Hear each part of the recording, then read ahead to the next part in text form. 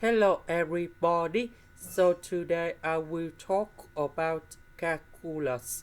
The topic today is about integration.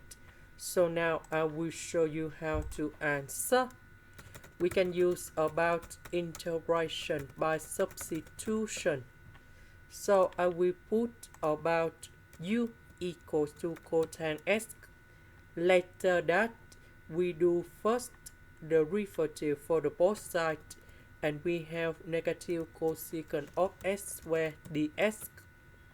Next, because we don't have the negative sign in here, so I will put this one go to the left.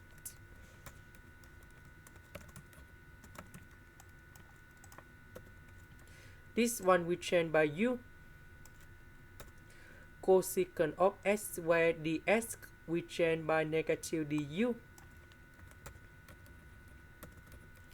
The integration of du over u, we have ln of the absolute value of u, and I will put about c. About u, that is about cotangx. This is the end. Thank you for watching.